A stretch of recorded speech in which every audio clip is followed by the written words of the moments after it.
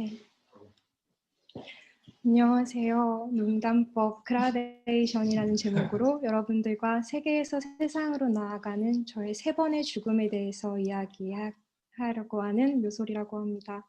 네, 경계 없이 편안한 마음으로 이야기 경청해 주세요. 저의 이름은 2019년까지 순천이었습니다. 순할순 하늘천, 하늘의 뜻을 따른다는 의미를 가지고 있는 부모님께서 지어주신 이름이었는데요. 늘 매번 순천아 순천아 이렇게 하고 이름을 부르는 소리를 듣다 보니까 어느 순간 내가 이 이름의 뜻을 살고 있구나, 이 이름의 의미가 내가 되었구나 라는 느낌을 갖게 되었습니다. 그래서 2020년에 스스로 장명 공부를 해서 저 자신에게 묘솔이라는 이름을 붙여주었습니다. 묘솔이라는 이름은 묘함을 거느린다라는 아주 당찬 포부를 가지고 있는 이름인데요. 저는 세상을 단 하나의 글자로 표현할 수 있다면 묘라고 생각합니다. 저는 아직 이 묘솔이라는 이름을 살아내고 있지는 못하지만 이번 경험을 통해서 100일 학교의 여정을 통과하면서 묘솔이라는 이름을 어떻게 살아갈 수 있는지에 대한 가능성을 발견하게 되었습니다. 그래서 앞으로 지금부터 그 이야기를 해나가 보려고 하는데요. 지금 보시는 이 이미지에서처럼 저는 사실 어떤 목표를 정해놓고 그 정해진 목표를 향해서 매일매일 나아가는 어떤 추구형의 인간이었습니다. 매일 스스로를 자로 재듯이 재고 점검하고 거의 학대에 가까운 채찍질을 하면서 스스로를 몰고 나갔는데요. 이런 제가 어떻게 바로 첫 번째 죽음, 구하는 자의 죽음에 이르게 되었는지를 이야기해 보려고 합니다. 이 구하는 자의 죽음을 이야기하려면 이 아이, 저의 어렸을 때 유년 기억을 불러와야 할 것 같습니다. 조금 막막하게, 조금 먹먹하게 바다를 바라보고 있는 이 아이의 뒷모습, 이 뒷모습 같은 모습이 제가 스스로에게 가지고 있는 유년의 기억의 느낌입니다. 저는 이 아이를 왜 떨어진 아이라고 부르고 싶은데요. 이 아이는 언제나 이 거대한 세계 속에서 스스로가 그냥 툭 떨어진 것 같은 느낌? 어떤 거대한 세계에서 그냥 홀로 던져져 있는 것 같은 느낌을 받고 있었습니다. 이 느낌을, 이 분리감을 아이는 고통이라고 인식했는데요.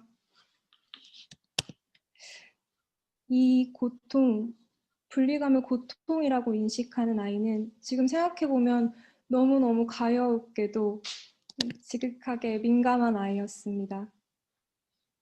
그래서 언뜻 보면 좀 심지어 좀 멍청해 보이기도 하고 좀 아둔해 보이게 느껴지는 아이였습니다. 왜냐하면 나와 너, 그리고 내 것과 네 것이라는 구분이 별로 없어서 누군가가 내 것을 원하면 그냥 주고, 그리고 누군가가 나를 해하는 것도 해하는 것으로 잘 모르고, 누가 봐도 화를 내야 마땅한 상황에 사실은 화가 잘 나지 않았습니다. 그런데 아이러니하게도 이렇게 좀 멍청하게 아무 분별 없는 것 같아 보이는 이 아이가 그 타인의 감정, 다른 사람의 어떤 표정, 몸짓 이런 것들은 마치 단번에 이 다채로운 나비들이 마음에 한꺼번에 들어오고 이 세세한 무늬, 이 세세한 독특함들이 분별되는 것과 같은 민감성을 가지고 있었습니다. 이렇게 다른 사람의 마음에 공감하고 언제나 타인의 마음이 나 자신보다 크게 느껴졌기 때문에 이 아이는 스스로를 늘 고통받는 사람, 그리고 언제나 감당할 수 없는 큰 슬픔에 잠겨있는 사람으로 인식했습니다. 그래서 조금 일찍 이 인생의 목표를 정하게 되는데요.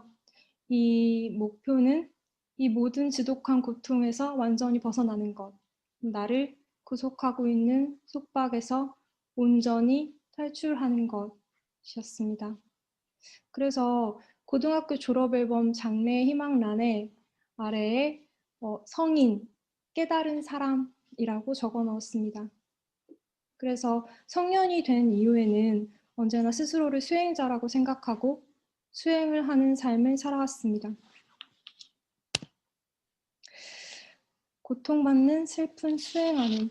그래서 저는 20살 이후부터 정말 다양한 수행들을 해왔습니다.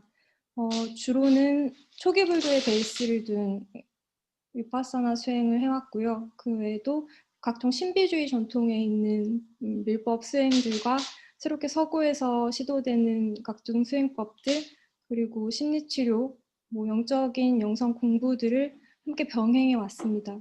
이렇게 열정적인 추구를 해왔던 것은 바로 이 윤회에서 벗어나고자 하는 저의 열망, 윤회에서 벗어나 완전한 해탈에 이르고자 하는 저의 추구 때문이었습니다. 저는 늘 항상 말로는 나는 일상을 수행으로 알아. 삶이 곧 수행이야. 이렇게 말은 하고 있었지만 사실은 이런 여러 가지 추구들을 통해서 제가 갖고 있는 어떤 수행자라는 상을 강화시키고 있었던 것 같습니다. 일상이 아니라 정말 어떤 수행하는 느낌, 수행자다운 수행을 하고 있을 때 스스로에게 깊은 만족감을 느끼고 그것을 어떤 제 수행의 척도, 내가 윤회에 가까이 다가가는 어떤 바로미터로 삼았던 것인데요. 그런데 어느 날 갑자기 제가 그 수행하고 있다는 상태, 그 분리감 없는 어떤 연결, 그 깊은 고요 속에 더 이상 들어갈 수 없게 됩니다. 그때 저는 이 산상조각난 도자기처럼 스스로가 산산이 부서지는 것 같은 그런 고통과 절망을 맛보게 됩니다. 스스로 실패했다고 느끼는데요. 그렇다고 해서 쉽사리 그 추구가 그쳐지진 않았습니다. 그래서 내가 왜 다시 그 상태로 갈 수 없는지 너무 답답해서 치료를 구하는 간절한 환자처럼 이곳저곳 떠돌아다니면서 내가 다시 그 깊은 수행의 상태에 들어갈 수 있게 되기를 다른 사람들에게 청했습니다. 그리고 여러 사람들에게 물어보고 다녔는데요. 그럼에도 불구하고 그 지난한 몇 년간의 끔찍한 노력에도 불구하고 저는 다시 그 상태에 들어갈 수 없었습니다. 그래서 문득 너무 고통스럽고 힘든 그 마음 속에서 내가 깨닫는 것이 아닌가? 내가 깨달을 수가 없나? 이런 어떤 무의식적인 알매 상태를 겪었던 것 같습니다. 그래서 그것을 받아들이는데 는 아주 긴 시간이 필요했던 것 같습니다. 그래도 마음을 사실 쉬지 못했는데요. 그러다가 만나게 된 어떤 선생님께서 우연히 이런 말씀을 하셨습니다. 제가 그 선생님께도 다시 수행을 해야 된다. 수행이 안 된다. 수행이 안 된다. 막 이렇게 얘기를 했더니 그분께서 수행을 하지 않으면 어떠니? 수행을 하지 마. 이렇게 말씀해 주셨습니다. 그건 저에게는 정말 코페르니쿠스적인 전환과 같은 충격이었습니다. 살면서 정말 단 한 번도 내가 수행을 하지 않을 수 있다는 생각을 해보지 않은 것이었습니다. 그래서 그 이후로 수행을 쉬면서 저는 조금 다른 인생의 삶의 형태를 경험하게 되는데요. 그것은 이것과 같은 상태였습니다. 어떤 눈이 가려져 있고 눈이 가려진 상태에서 나보다 거대한 어떤 그 느낌을 따라 사는 삶입니다. 이것은 막막하고 잡히는 것이 없고 하는 것이 없는 것 같은 그런 상태입니다. 저는 이 상태가 정말 갑자기 어떤 이유 없이 살다 보니 어느 순간 이렇게 되어 있었는데 이것에 대해서는 제대로 저 스스로도 납득하거나 이야기를 해낼 수가 없었습니다. 그래서 이 상태에 대해서는 선생님과 대화를 하면서 인식된 것이 있는데요. 그것에 대해서는 잠시 후에 말씀드리도록 하겠습니다. 이렇게 어떤 느낌에 따라 사는 삶은 결코 편안하지 않았습니다. 이걸 여러분들께 좀 이해하기 쉽게 말씀드리자면 어떤 식스센스? 직관을 따라 사는 삶이라고도 말할 수 있을 것 같습니다. 하지만 직관처럼 자연스럽거나 직관처럼 무시할 수 있거나 그런 상태는 아니었습니다. 그것은 무시할 수 있거나 편안하거나 하는 상태의 느낌은 아니었습니다. 이것은 마치 시각 장애인들이 이렇게 지팡이를 땅으로 짚으면서 가면서 지팡이를 두드려 땅에서 반사되어 들려오는 진동으로 정말 딱 한 걸음씩만큼을 보면서 가는 삶과 같았습니다. 이것이 익숙해지는 데는 꽤 긴 시간이 필요했는데요. 왜냐하면 이 느낌과 제 생각, 의견, 판단들이 계속해서 충돌했기 때문입니다. 그러다가 어느 순간 이 느낌에 따라 흐르는 삶이 저에게 편안하고 자연스럽게 되었습니다. 이것은 어떤 목표를 정해놓고 제가 수영을 열심히 쳐서 도달하는 것이 아니라 제가 어떤 파도를 가리면서 그곳에 가려고 하는 것이 아니라 그저 물의 흐름에 몸을 맡기고 물이 흘러가는 대로 스스로를 내버려 두는 것입니다. 이렇게 저는 구하는 자를 죽음에 이르게 할 수 있었습니다. 그래서 그 어떤 느낌에 따라서 그 강한 이끌림에 따라서 이곳 백일 학교에도 오게 됐는데요. 이곳에서는 제가 살고 있는 삶, 제가 살고 있었던 삶을 감지라고 부르고 있었습니다. 감지란 이름 붙이지 않고 그리고 또 생각하지 않고 세계를 느낌으로 느끼면서 사는 것이었는데요. 제가 이렇게 느낌으로 살게 된 것에 대해서 선생님께 말씀을 드렸더니 선생님께서는 그 어떤 현상, 그 전환을 이렇게 표현해 주셨습니다. 제가 어떤 수행을 하는 수행자의 상, 제가 수행에서 들어가는 그 깊은 상태에 오롯이 집중하면서 그것에 대한 민감도를 고도로 높이고 있었다면 제가 그 수행자에 대한 상, 그것을 포기하고 어떤 면에서 실패하면서 그것에 대한 민감도가 삶의 전반으로 흘러든 것이 아닌가라는 이야기였습니다. 저 자신에겐 납득이 돼서 고개를 끄덕일 수 있었습니다.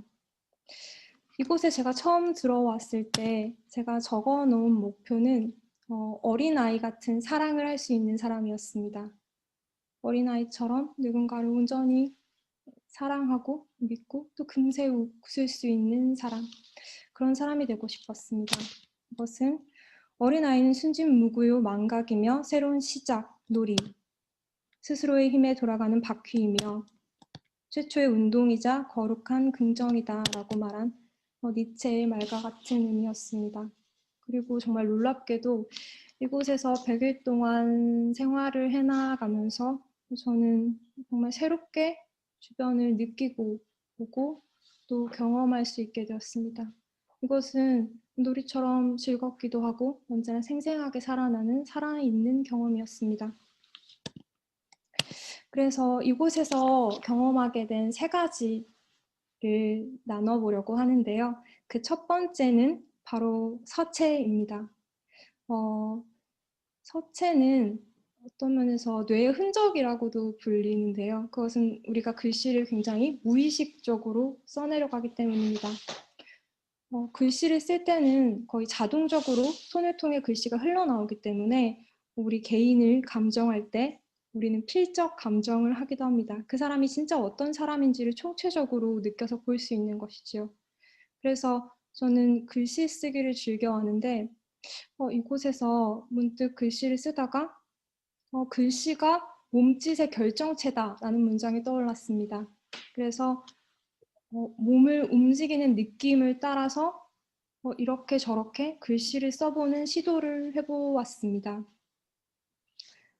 필압을 강하게 넣어보기도 하고 글씨를 크게 써보기도 하고 기울기를 늘려보기도 하고 내 몸을 통해서, 이 몸의 움직임을 통해서 글씨를 표현한다. 내 몸을 표현한다. 내 느낌을 표현한다. 라는 느낌을 가지고 글을 쓰게 되자 그 움직임을 통해서, 글씨를 통해서 나라고 느껴지는 존재가 계속해서 율동처럼 변하는 느낌을 가졌습니다. 글씨를 작게 쓸 때는 나도 같이 작고, 글씨를 크게 쓸 때는 나도 같이 커지고, 그리고 마치 내가 피라백 강하게 줘서 주면 내 어떤 감정도 강해지는 듯한 그런 느낌을 받았습니다. 이런 경험을 통해서 나라는 것이 이렇게나 가변적이구나. 나라고 할 만한 것이 정말 없을 수도 있겠다라는 느낌을 갖게 됩니다. 두 번째로 나누고 싶은 경험은 깨어있기를 아시는 분들이라면 누구나 엄청 열심히 해보셨을 화분의 경계짓고 느끼기입니다. 이곳에 와서 화분을 바라보면서 경계짓고 느끼고 있었습니다. 경계짓고 바라보다 보니까 화분에 색이 빠져나가는 것이었습니다. 그래서 멀쩡하게 생생하게 색을 가지고 있던 화분은 어느 순간 진짜 말 그대로 흑백이 되었습니다. 그리고 좀 더 자세히 들여다보니까 그 화분은 흔들리고 그리고 심지어 사라지기까지 하는 것이었습니다. 제 눈에는 이상이 없었고 그래서 선생님께 그 현상에 대해서 여쭤보았더니 선생님께서는 그것은 네가 현실을 느끼는, 현실을 감각하는 실제감이 희미해져서 그렇다. 그것이 빠져서 그렇다라고 대답해 주셨습니다. 현실에 대한 실제감이 빠지기도 하는구나. 현실에 대한 실제감이 빠질 수 있구나. 그것은 저에게 놀라운 이야기였습니다. 그리고 그 후로 저는 순간순간 계속해서 세상에서 색이 빠지고 세상이 흔들리고 그리고 또 때때로 사라지는 경험들을 하게 됩니다. 이러한 경험을 통해서 제 자신에게 정말 좀 의미 있는 체험을 하게 되는데요. 이것에 대해서 묘사를 할 수 있는 적당한 이미지가 철조망에 걸려있는 바람이라고 저를 묘사하는 게 아닌가 싶습니다. 저는 스스로를 철조망에 걸려서 옴싹달싹 못하는 바람처럼 느꼈던 것 같습니다. 그러다 어떤 체험을 통해서 내가 걸려있는 바람이 아니라 내가 움직이지 못하는 바람이 아니라 무한히 이동할 수 있고 무한히 흩어지는 바람이구나. 내가 바람이구나 라는 경험을 하게 되었습니다. 이 경험을 좀 자세하게 나누고 싶어서 몇 장의 이미지를 더 준비했는데요. 이것입니다. 앞서 말씀드렸다시피 저는 초기 불교 수행을 해왔습니다. 그래서 저를 계속해서 보는 훈련을 해왔습니다. 또 제가 의식하는 한 저는 제 의식에서는 벗어나는 행동을 할 수가 없었습니다. 언제나 내가 무슨 말을 하는지, 내가 무슨 생각을 하고 있는지 철저하게 보고 내가 어떤 움직임을 하고 있는지 계속해서 관찰하고 있었으니까요. 그러다가 이곳에서 여기는 모든 것을 느낌으로 느끼지 화분을 경계짓듯이 화분을 느낌으로 경계지을 수 있듯이 나라는 것도 한번 경계를 지어볼까? 라는 생각을 하고 나라는 것에 경계를 짓는 시도를 합니다. 나라는 것에 경계를 지으려고 했을 때 정말 놀랍게도 순식간에 나라는 경계가 모두 사라지는 그런 경험을 하게 됩니다. 나라는 것에 경계를 지었는데 나라는 것에 경계가 모두 사라지고 없었을 때 저는 즉각적으로 자유롭다라는 느낌을 받습니다. 언제나 늘 애써서 나를 바라보고 관찰하고 있었는데 그것은 저절로 그냥 보여지고 관찰되어지고 있었던 것입니다. 그것은 정말 놀라운 경험이었는데요. 이것을 좀 더 자세히 설명하기 위해서 사실 비슷하진 않지만 이런 이미지를 준비해봤습니다. 이것은 마치 바닥에서 붙어 있다고 생각하는 새가 갑자기 하늘을 날아서 벌드 아이 뷰를 갖게 된 것처럼 그 시야가 확 넓어지는 것 같은 느낌이었습니다. 왜 이런 체험이 일어났는지에 대해서 사실은 전 정확하게 인식하지 못했었습니다. 근데 이곳에서의 공부를 통해서 제가 알게 된 것은 보려고 하는 자가 있기 때문에 보여지는 자도 강하게 존재했다는 것입니다. 저는 나라는 것이 이렇게 있다, 이게 나다 라는 강력한 믿음, 나라는 것이 존재함이라는 생각을 가지고 그 생각을 바탕으로 저를 관찰하고 있었던 것입니다. 그런데 제가 느낌으로, 나라는 것을 느낌으로 경계 지으려고 했을 때 그 경계는 사라졌습니다. 생각은 한계를 가지고, 생각은 늘 언제나 경계를 갖지만 느낌은 경계를 갖지 않고 그것은 내 존재의 실상을 그대로 드러나 보여주는 것과 같습니다.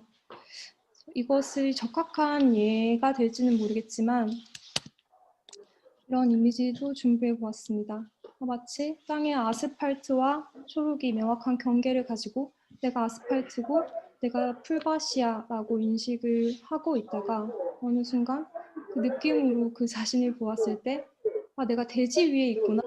내가 대지의 일부구나. 내가 대지구나. 라는 것을 알게 된 것과 비슷하지 않을까라고 생각합니다. 이것은 마치 물결이 본인이 물임을 알게 되는 것과 비슷합니다.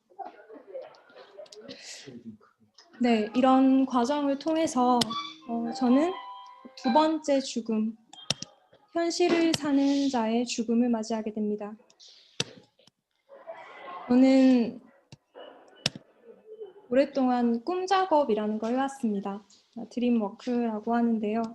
이것은 칼 구스타프 융의 정신분석학을 기반으로 해서 스스로의 꿈을 분석하는 것입니다. 이 작업을 굉장히 오래 해왔는데요. 이것은 저에게 굉장히 행복하고 스스로에게 의미 있는 작업이었습니다. 융 기반에서 꿈을 분석하는 분들은 본인의 꿈을 신이 보내준 러브레터라고 표현합니다. 신이 매일 밤 꿈으로 러브레터를 써서 주는데 그 꿈을, 그 편지를 어떻게 함부로 할 수 있겠어요. 그래서 저는 정말 그것이 어떤 하나의 신이 주는 메시지라고 생각하고 그것을 열심히 분석하는 삶을 살아왔습니다. 우리가 일상에서 쓰는 언어와는 다르지만 꿈을 분석하는 데는 기호와 상징이라는 언어가 존재하고 융이 준 원형이라는 개념이 있기 때문에 그 안에서 굉장히 많은 작업들을 해왔던 것입니다. 이렇게 꿈을 분석하는 것은 매일을 저한테는 좀 살아갈 수 있는 의미가 되어 주었는데요. 이것이 하나의 예시입니다. 만약 제가 이 꿈을 그날 꾸었습니다. 이런 이미지, 맑은 물이 있고 산이 있는 꿈을 제가 그날 꾸었습니다. 그렇게 꿈을 꾸고 제가 일어난다면 저는 어떻게 할까요? 제가 만약에 이 꿈을 기억하고 이 꿈을 기록하고 이 꿈을 들여다보는 순간 제가 첫 번째로 점검할 것은 바로 물의 맑기입니다. 물이 얼마나 맑은가, 물이 얼마나 투명한가, 물이 얼마나 잔잔한가, 물을 바라볼 것입니다. 그리고 저의 마음 상태를 다시 보겠죠. 이 물의 맑음 상태는 지금 내 마음이 어떤 상태인가, 내 마음이 얼마나 정화되어 있는가, 내 마음이 고요한가, 마음의 상태를 반영하게 됩니다. 그리고 만약에 제가 이 물에 몸을 담그고 목욕을 했다면 내가 어떤 작업을 했기 때문에 마음의 어떤 부분이 정화가 된 거지? 이런 걸 스스로에게 다시 질문해 볼 것입니다. 그리고 눈에 보여지는 산, 그리고 초록의 정도, 그 무엇도 허투루 볼 수 있는 것은 없습니다. 그리고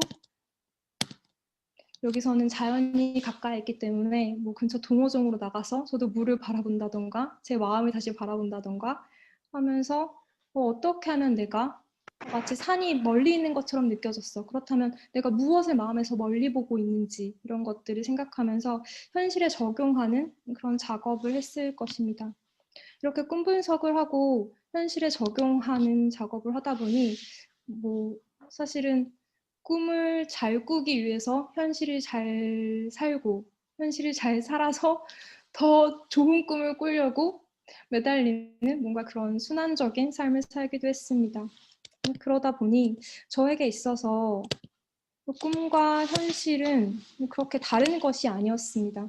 그래서 사실은 현실보다는 꿈을 훨씬 생생하게 느끼는 순간들이 많았습니다. 그러다 보니 무의식에 대한 저의 관심은 사실 굉장히 컸는데요. 이곳에 와서 선생님께서 의식의 차원에 대해서 말해주신 순간이 있었습니다. 얼마나 귀가 쫑긋했겠어요.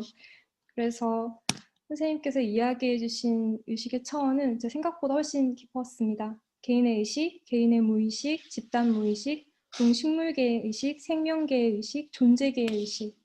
이 말을 듣는 순간 꿈 작업을 하는 분들의 언어로는 아하 체험이라고 합니다. 아하! 이렇게 하는 체험이 왔는데요. 제가 그전에 가지고 있던 인식과 의식에 대한 차원이 확실히 확 깊어지는 느낌을 받았습니다. 이렇게 인식을 하고 나니 내가 현실이라고 느끼는 이 의식, 그리고 꿈에서 꿈을 꾸고 있다라고 느끼는 이 의식이 다르지 않구나. 현실이 정말 꿈과 같구나. 꿈과 정말 같구나. 라는 통찰을 얻게 되었습니다. 이미 이곳에서의 생활을 통해서 세계가 느낌의 세계라는 것을 인식하고 있었기 때문에 이것은 저에게 정말 깊이 명징하게 와 닿았습니다. 그러다 보니 문득 지금 이 자리에서 이렇게 말하고 행동하고 생각하는 나라는 의식, 이 의식과 꿈속에서도 말하고 행동하고 생각하고 행동하는 이 의식, 이 두 의식이 같은데? 그럼 카르마는 어떻게 되는 거지? 라는 의문이 올라왔습니다. 사실 저는 윤회에서 지극히 빨리 벗어나고 싶었기 때문에, 그리고 삶의 무게가 너무 무거웠기 때문에 이 무거운 무게에서 조금의 무게도 더 더하고 싶지 않아서 스스로 굉장히 조심해 왔습니다. 늘 저를 관찰하고 있었고, 생각과 말로 죄를 짓지 않으려고 생각과 말을 보았기 때문에 행동으로 옮기지 않고 늘 언제나 머뭇거리며 행동하는 사람으로 살았었습니다. 근데 카르마는? 또 선생님께 여쭤봤습니다. 선생님, 도대체 그럼 꿈속의 카르마는 어떻게 되는 거죠? 꿈속에도 카르마가 있는 건가요? 선생님께서 반복되고 쌓이면 있지. 이렇게 말씀하셨습니다. 선생님께서는 가볍게 말씀해 주셨지만 저는 일순간 순간적으로 정말 몸이 무거워지는 것을 느꼈습니다. 꿈에서 저에게 카르마는 없던 세계였습니다. 하지만 문이 열린 것처럼 없던 카르마가 문을 열자 확 하고 생겨난 것입니다. 없던 카르마가 생겼네. 저는 꿈을 현실보다 더 생생하게 느끼고 그 꿈을 현실보다 어느 순간 더 소중하게 느끼고 살고 있었지만 카르마에 대해서만큼은 전혀 걸림이 없고 생각해 본 적이 없던 것이었습니다. 그런데 카르마가 있다 하니 있네. 카르마가 없다 할 땐 없었는데 이것이 있다 없다 하는 것이 내 믿음의 문제구나 라는 것이 와닿았습니다. 그렇다면 내가 현실이라고 믿고 있는 이 현실이라는 느낌의 세계가 이 현실이라는 느낌의 세계도 믿음으로 있다 없다 할 수 있는 거 아닌가? 모든 것이 정말 마음의 문제, 믿음의 문제가 아닌가? 라는 생각을 하게 됩니다.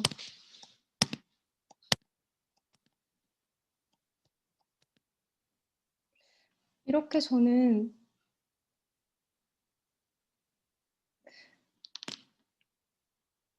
카르마라는 것으로부터 그리고 나라고 경계 지어진 것으로부터 자유로워졌습니다.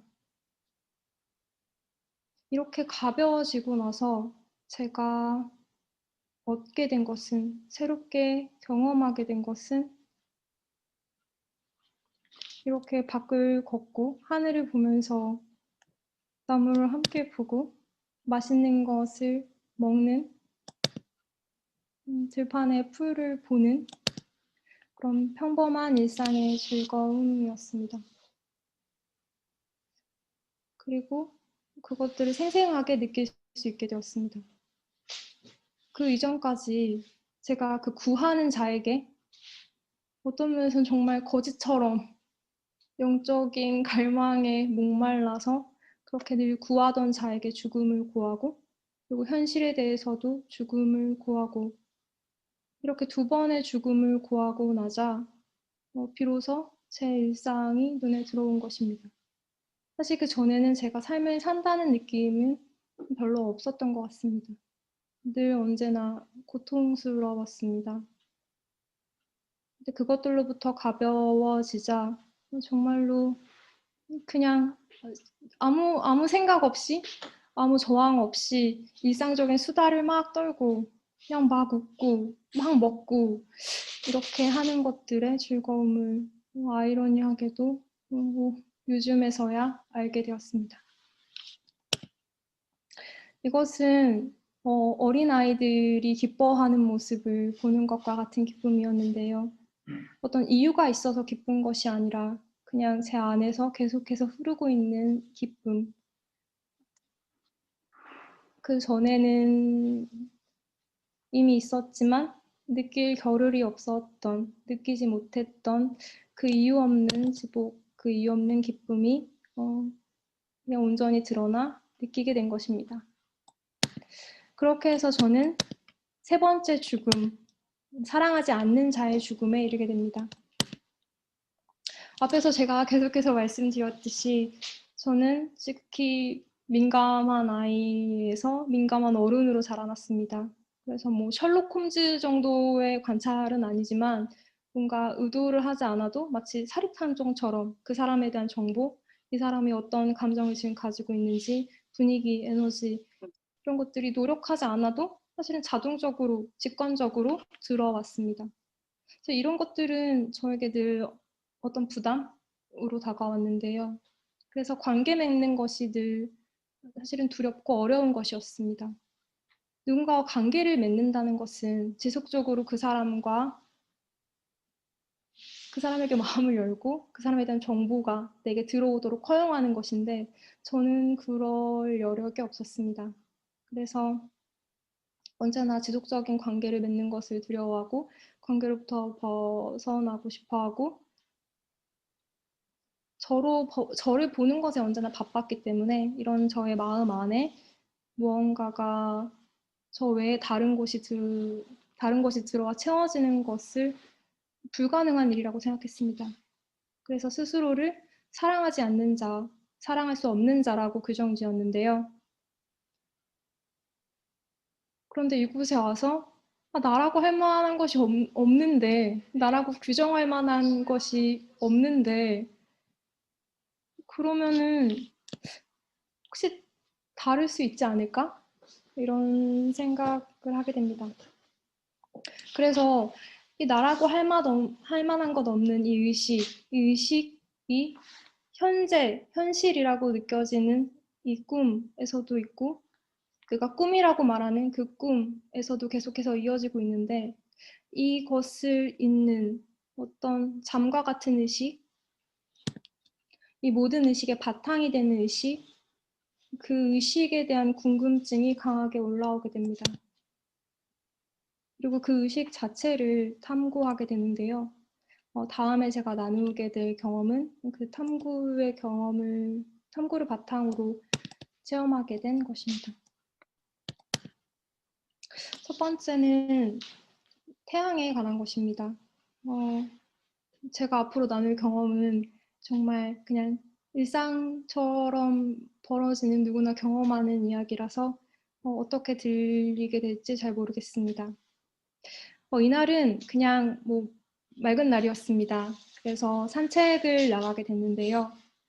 나가고 걸음을 걷다 보니까 밝구나 하는 것이 마음에 들어왔습니다.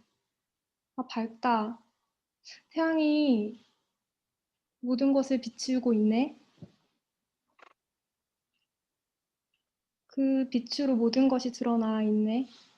그러면서 나도 드러나져 있구나. 모든 것이 밝게 있다라는 느낌을 받게 되었습니다. 이것은 비단 어떤 물질적인 현상계의 얘기만을 하는 것은 아닙니다. 이것은 어떤 의식의 차원도 함께 이야기할 수 있는데요. 제가 저를 의식의 차원으로 제가 의식의 빛으로 스스로를 비췄을 때 제 안의 모든 내용, 제 의식이란 내용이 그대로 드러나게 됩니다. 이렇게 스스로를 빛으로 비춰지는 것처럼 이 의식의 빛이 태양의 빛처럼 모든 것을 비추는 것처럼, 그래서 모든 것이 드러나는 것처럼 그렇게 나 또한 대상으로 드러나져 있는 것, 그 밝음, 그 빛, 그것을 이야기하는 것입니다. 그렇게 밝다, 그렇게 다 보여지고 있다 라는 체험이었습니다. 그리고 두 번째로 제가 나누고 싶은 경험은 바람에 관한 것입니다. 이것 또한 그냥 제가 어느 날에 또 걷고 있었습니다. 걸음을 걷다 보니 바람이 불었고 바람은 모든 것에 불고 있었습니다.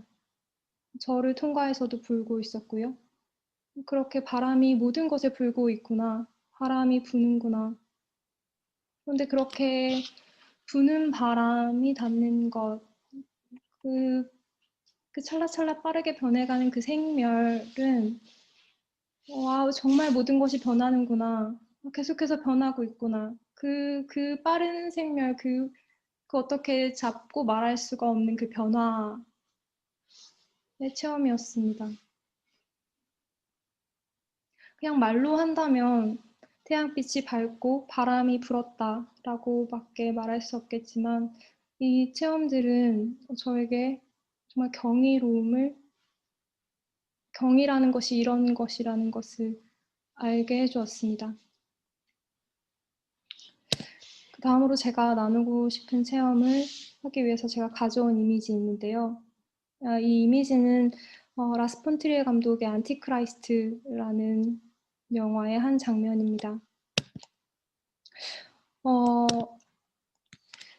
이 장면은 아이를 잃고 커다란 상실감에 빠진 이 여성이 남편의 어떤 심리치료가 가능하게 하는 최면 같은 걸 듣고 본인이 두려워하는 장소였던 숲으로 그 마음의 상상으로 숲에 들어가서 스스로를 상상하는 그런 이미지입니다.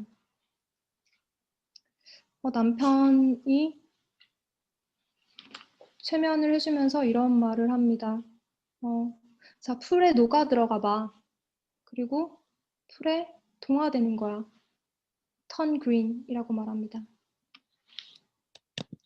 이 순간이 이렇게 풀로 녹아드는 이 장면이 턴 그린이라고 말한 그 순간인데요. 제가 경험한 것도 이것과 크게 다르지는 않습니다. 그 이후에 저는 걸음을 걸을 때 그냥 눈에 닿는 모든 것들이 중심이 된다는 느낌을 받았는데요. 눈에 닿는 모든 것들은 생생하게 살아나고 어떤 것과 마주보게 되면 제가 그것이 될 수 있었습니다. 그리고 그것이 또 제가 되었습니다. 저는 풀이 될 수 있었고 나무가 될 수 있고 그것이 또 제가 될 수 있었습니다. 이런 것이 가능했던 이유는 제가 비워져 있었기 때문인데요. 이것은 비개인적인 인식, 그리고 여기서 주체라고 부르는 것의 상태로 있을 수 있게 되었기 때문입니다. 이런 경험을 통해서 나라는 것이 비어 있으므로 그리고 내가 모든 나라고 규정짓는 나가 없으므로 실제로 그 나가 죽었으므로 내가 사랑할 수 있는 사람이 되었구나, 내가 사랑이 되었구나 라는 느낌을 갖게 되었습니다. 그래서 나는 이제 다시 사랑할 수 있는 자가 되었다. 이렇게 생각하게 되었습니다. 이렇게 무엇이든 될 수 있으므로, 내가 무엇이나 될 수 있으므로. 그래서 저는 용기를 좀 내보려고 합니다. 지금 보시는 그림은 신체 감정 지도라는 것입니다. 사람들이 어떤 감정을 느낄 때 실제적으로 몸에서 나타나는 변화를 기록한 그림인데요. 여기 보게 되면 붉은 빛이 감도는 것들은 신체의 민감도가 올라간 것이고요. 푸른 빛이 감도는 것은 신체의 민감도가 떨어진 것을 의미합니다. 이렇게 쭉 보시다 보면 뭔가 슬픈 느낌이 들면 우리가 정말 손발에 힘이 빠지게 되잖아요. 그런 것처럼 물리적으로 손발에 힘이 빠지고, 그리고 누군가를 사랑하고 또 행복한 상태에 되면 정말 전신의 민감도가 올라가게 됩니다. 어떤 면에서 누군가를 좋아하고 또 사랑하고 행복을 느끼는 일은 오감을, 전 신체를 감각하는 일이라고도 할 수 있겠습니다. 그래서 저는 소통이라는 감각, 소통도 하나의 감각이 아닐까 하는 생각을 하게 됩니다. 우리 인간에게 왜 오감이 있을까요? 사실 시각은 우리 인간에게 있어서 가장 늦게 발달하는 감각 중에 하나입니다. 그래서 아기는 3개월이 지나야 색을 분별할 수 있고요. 6개월이 지나야 겨우 초점을 맞출 수가 있습니다. 그런데 갓 태어난 아기도 눈앞에 그 흐린 눈으로 눈앞에 있는 사람의 표정을 따라할 수 있습니다.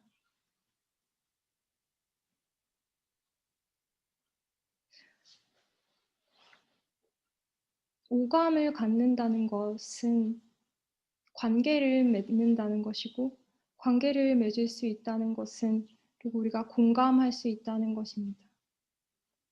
누군가를 공감하는 것, 사실 전 지금까지 누군가를 공감하는 것으로부터 도망쳐 왔습니다. 누군가를 공감하는, 누군가를 오감으로 감각하는, 누군가를 진정으로 느끼는 것은 저에게 공포스러운 일이었습니다. 그것은 저에게 결코 즐거움이 아니었습니다. 이곳에서 주의 50대 50이라는 것을 배웠습니다. 누군가와 대화할 때 마주보고 앉아서 주의를 50, 50 주는 것입니다. 나라는 것은 나라고 두지 않고 비개인적인 주체로 있을 수 있을 때, 그리고 그 상대를 오감으로 경계 없는 느낌으로 진심으로 바라보게 되었을 때